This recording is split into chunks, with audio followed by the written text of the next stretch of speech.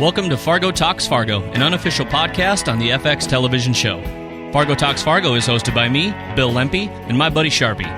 Sponsors for this season of Fargo Talks Fargo are TAG, celebrating Fargo and the Midwest community through t-shirts, art, and graphics. For more information, visit tagfargo.com.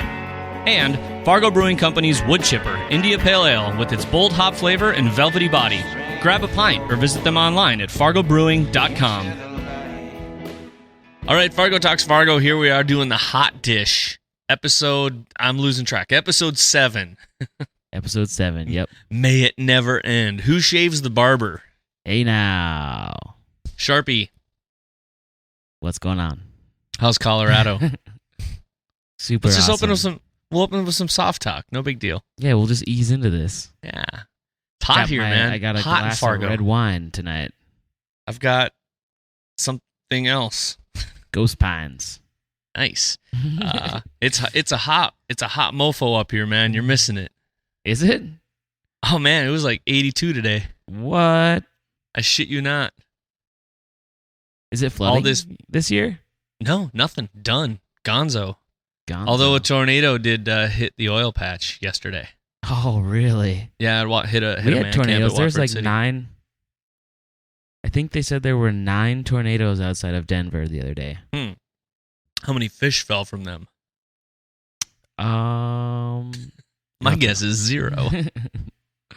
I have to admit, okay, so we'll just get into it here. They covered that. But I'm like, it. But where wouldn't was the lakes be frozen? What lake? Yeah, I was like, the only thing I could think of was there was some sort of winter tornado over Superior where the water doesn't freeze, right? Great Lake, man, that doesn't all freeze. I guess it could have been maybe like another big lake. I mean, I don't know. Even Lake of the Woods What other freezes. big lake is there, Mille man? I Lacs. mean, like flipping Superior. Mille Lacs freezes all the way, man. You can drive It a does. semi on that shit. Yeah, it does. Anyway, whatever. It doesn't matter. But it was. I can't remember if we did speculate about that or if we didn't. Or Yeah, if we did. We said that. We said that it would. That's it's doable, what it would but be. we weren't sure.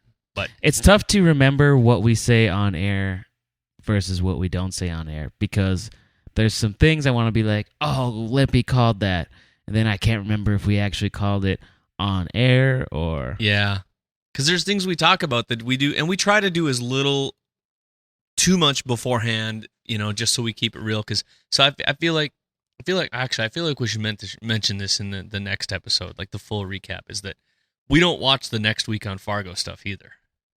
No. We turn that off. So we don't get to see any little bit because I don't want my thinking about it to be somehow tainted by We want to be next week thinking on Fargo. about the episode at hand Yeah. and not get too flustered or get too ahead of ourselves. Not Oh, flustered, dude, we but- get way ahead of ourselves and super flustered and everything. But anyway, we don't watch those, and yeah. And we have a few beers and some wine sometimes when we talk about the show, so God only knows what happens, And we try to get the shows out in a timely manner, so we definitely catch stuff, throughout the week. We could almost do multiple shows on one episode, but right. we'd need more Anyway, sponsors. either way, I want to just give the shout out to I believe it was our episode with Carmela and Mia and you and me, and I don't remember who came. I don't know. I feel like did I come up with it? Did Carmela or Mia or you? Who was the one that said Lester and Widow Hess get it on? That's coming. I don't know. I don't remember. We definitely talked about it, and there was some chatter on Twitter today over whether or not that was going to happen. So Gail G at who is how do you say at and at a fan of Freeman was calling us out on a couple of things about being wrong, which it'd be really fun to go back when this is all done and pick all the people we thought were dead and what we thought was going on, and when we'll eventually all this will wrap up and Noah Hawley will tell us we're all a bunch of shitheads. Yeah. So anyway, that's not what the hot dish is supposed to be about. Now that we wasted 5 minutes on that, but hey, I feel like this is a piece of that Clockwork universe that I still need to find the credit for that guy that talked about that. If it was AV Club or somewhere, pieces are just lining up, and geez, Lester's just put up the pins and is knocking them down. Well, whether it's a solid strike, I don't know. Well, yeah. First of all, that acting at the beginning of this episode between 15 minutes, dude. Yeah, Lester. Love it when they just get to the shit. And Bill Oswald. That acting was, to me, the best yet. It was definitely my favorite. Really? Yeah, I don't know what you want to call it. There was just so much to like in this episode for me. Did you just say soliloquy? Wait, what did you say? A duoliloquy. Okay, I know we've talked about this before, maybe off air. That's just called dialogue, Sharpie. Duoliloquy. Anyway, it was not aside from the audience as a speech given. That's a soliloquy. Some theater person correct us on that. Anyway, it was a fantastic scene, and it did actually push beyond. Here's what we're wrong about. I at one point, I think I said something about Bill not really being that good of a friend of him, and evidently he's got a whole lot of memories about he and Lester going back. I guess so. Just more than the Hubba Bubba, and that Sam Hess put him in a can and rolled him, around. But yeah, they certainly do have some memories that go back. But man, we'll talk more about it tomorrow. But man, Bill was basically feeding Lester his story. Oh, out of his hand. And Lester and then was the shotgun, and he's like, it up. Yep. Man, he just someone turned the screw inside him, and things are just locked up for him to be an evil SOB. It's because Bill Oswald's the type of character that has to be right. And so if Lester takes those nuggets that Bill's giving him and plays those up, then that makes Bill even more of a hero in his own mind. He's like, he's being able to put Bill on the Oswald that Bill. He's being able to put Bill. How much wine have we had so far? There's no we in this wine thing. He's able to put Bill on that pedestal that Bill wants to be on. And because he's the top dog, he's the chief now. He's the new commander. He's like the guy. And anything that Lester can confirm, whether it's true or not, just makes Bill sound that much smarter. So he's got Bill right in his pocket, and it's awesome. Yeah. I don't even know where to talk about, because sometimes when these hot dishes come up, I don't feel like there's enough time. I will say, brilliant scene in Fargo when Malvo goes there, and they don't show us anything because we don't need to know. Do we? We don't really need to know. We know Malvo is like capable of some terrible things, and that he's smooth. He's like, he is a hunter, or he's the predator. I'm sorry, he's a predator, right? He's the wolf. And he can just hunt anyone. And we don't see anything. They just like pan over a building. We see some glass break, and finally the Australian. Well, I guess we know why what does Noah Hawley have against Australians? What I want to know. We had to see him die. I mean, they had to give us that because everybody kind of knew it was going to happen. So like the one that they showed was him. Did he kill the boss? I never heard, shoot me. Just do it. You never heard a toad don't care, begging for don't mercy? care, Malvo. Shoot my face. Lobster, fish, deer, wolf. Glurgle. Choking blood, dying now, tunnel vision. Okay, I'll stop now. I hope he probably he dies quieter than he chews. He's just bleeding MSG. Right. Oh, actually, you want to know where my performance thing went to? That I was just like, oh man, it's like not. I know it's not the same as that one. Was Molly and Wrench having that having their sort of conversation in that room, and he's like, not only can't he properly communicate, one of his hands is even tied to the bed, basically via handcuffs. And he just looked genuinely crushed. The Wrench sheds a tear. Yeah, I did not realize until I followed. I followed Allison Tolman tonight. She was live tweeting it, and I normally don't pay attention to live tweets, but I just followed her stream so that I wouldn't see too much going on, and did not know that actor is actually deaf. Oh, really? Yeah. That's pretty awesome. I like that. I like the fact that they got that. Hey, you got to see Key and Peele. Yep. Do you think that's it for Key and Peele? No, that's not it for them. I think they're gonna have they're gonna have to be involved. They're like a step past Gus Grimley. Not only did they F it up, but they didn't even see it happen, and they were just sitting there. Gus at least thought something was going on, felt threatened, and backed away in the original scene with Malvo. But these guys are like, he's still in the building, and Malvo's like, I'm going to go get a hot dog now. Or whatever wolves eat. I loved when Malvo took that gun out of his... I mean, he was obviously walking kind of awkward, but he just kind of looked like a homeless curmudgeon, and then he busts out that huge rifle. Gun.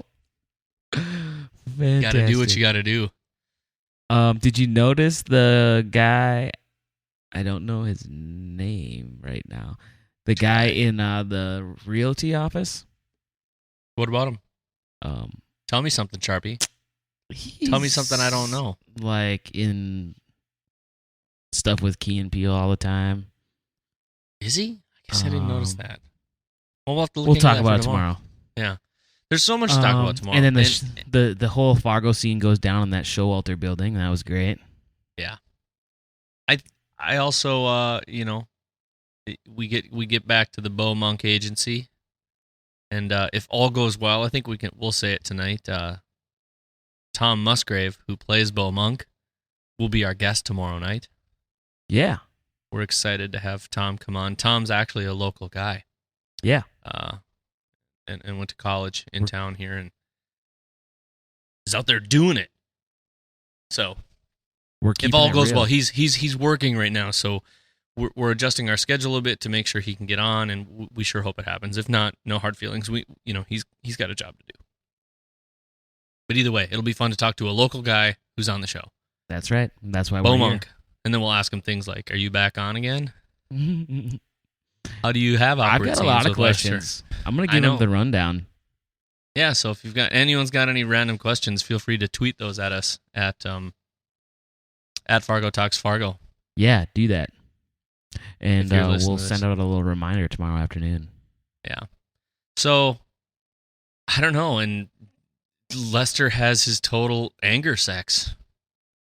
I kind of wanted him to be a little nicer to her. But she deserves it. Come on, she's a gold No, digger. God, that sounds terrible the way you say that. No, she doesn't deserve. You've got a little crush going on. She never should have left where she came from. That Hess was nothing but trouble from day one. You have to leave a stripper pole. Lester really, man, that guy's gone dark, man. He's like dead in the eyes now. He's, what's funny is now everybody says when you go like that, you're like, oh, there you go. He's Breaking Bad now. Yeah, he's turned. He's Heisenberg in it. Yep. Like he just needs to find himself a new tie, and he's gonna fuck girls and get crazy. He's Lesterberg. How about that use of that washing machine sound? While Chaz was just watching his world fall apart in front of him. That was great. Everything was great. Almost as good as Gordo's. I just wish Gordo wasn't the only one making the news for picking things and almost eating it. And that one, what was that one senator or congressman that was picking his ear and then ate it on C-SPAN? Did you see that? No. Oh, God. Look it up, his folks. Ear? It's real. It's real. Yeah. And he was like, no, the two events were not related. I scratched my ear, then I realized I had a hangnail, and then I put my finger in my mouth. Okay, then. Google that. But I don't know. Is there anything else you want to mention? Because I feel like we had a nice chat. You got a glass of wine. I'm drinking a beer, and we're going to hopefully have Tom Musgrave on tomorrow, and then another cast member on the week after. We'll save that. So we're picking up some momentum here. Did you call the real estate guy as being dead this episode? I'm pretty sure you did. What? We're going to have to make a spreadsheet. We're going to need a spreadsheet. We should have made a pool. Yeah. Like a who dead next. A who dead next pool. Who called it? Yeah, like a pool and who's right, who had the most right. And a deferment is a 0, and if you're wrong, you lose 1. If you're 1, I don't know. Who cares? We'll figure it out. When it's all over, I'll figure out a point scheme that obviously sets me as the clear winner. and then I'll tell you how it turns out. How about that? That's fine. I'll be last. So tomorrow night we'll get together once again, hopefully with Tom Musgrave, who plays Bo Monk, native son of North Dakota. Send us your goer questions. of college degree from Minnesota. And the Gophers were on tonight. Gophers. Did you see the little Arby's ad on the Gopher game? No, I missed that. I also did notice there was a 16 in the corner, and I was looking for the 3. Okay, that's a whole nother thing. Okay, yeah. So, tomorrow night, thanks for tuning in, you guys. Charpie, are you going to be ready? We're going to do it? Yeah, I'm excited. There's tons of stuff to talk about, so yeah, let's do it. More than just Gordo's booger. We'll cover every angle. Everything. No stone will be unturned unless we drink too much beer, and then we'll go off on a rant. I'll call Lorne a deer when deep down we found he's a wolf. A one-man wolf pack. We don't know yet.